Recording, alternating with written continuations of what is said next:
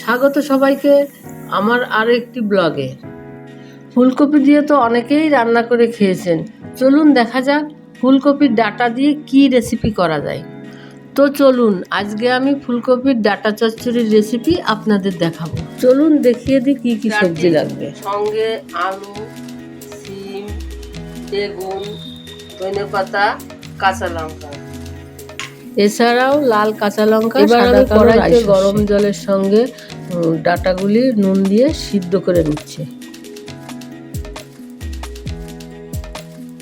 প্রতিবারের মতো এবারও আমি শিলে মশলাটা বেটে নিই। লাল কাঁচা লঙ্কা, সর্ষেটা আমি একসঙ্গে বেটে নিলাম। এই আমার বাটা হয়ে গেল। এবার আমি রান্নায় চলে যাব। প্রথমে কড়াইতে সর্ষের তেল দিয়ে দেব। তারপর সবজিতে আমি হলুদ মাখিয়ে, নুন মাখিয়ে সবগুলি আস্তে আস্তে ভেজে নেব।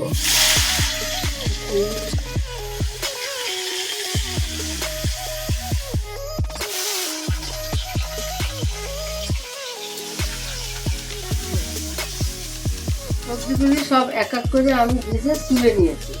আমি তেজপাতা, শুকনো লঙ্কা, কালো জিরা দিয়ে দিলাম। এবার আমি সিদ্ধ করা ডাঁটা আর চেরা কাঁচা লঙ্কাগুলি দিয়ে দিচ্ছি।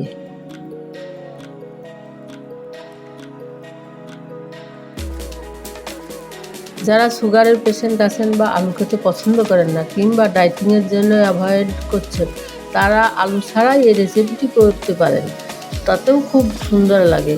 আমাদের বাড়িতে সবাই আলু পছন্দ করে, তাই আলু দিয়েছি।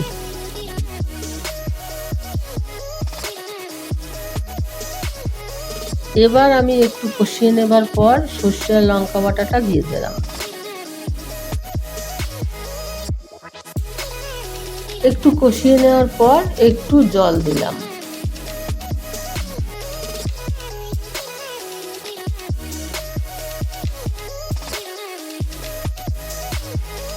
ভালোভাবে ফুটে আসার পরে আমি ধনেপাতা দিয়ে দেবো।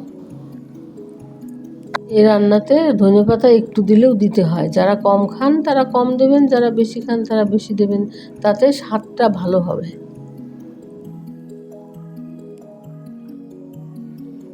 আমার রান্না প্রায় শেষের পথে। এবার আমি পরিমাণ মতো চিনি দিলাম।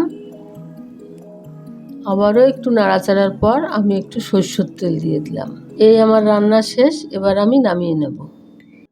আমার পুরো ভিডিওটা দেখার জন্যে আপনাদের সবাইকে ধন্যবাদ। যদি আমার ভিডিওটা ভালো লাগে থাকে প্লিজ ভিডিওটা লাইক এবং শেয়ার করবেন।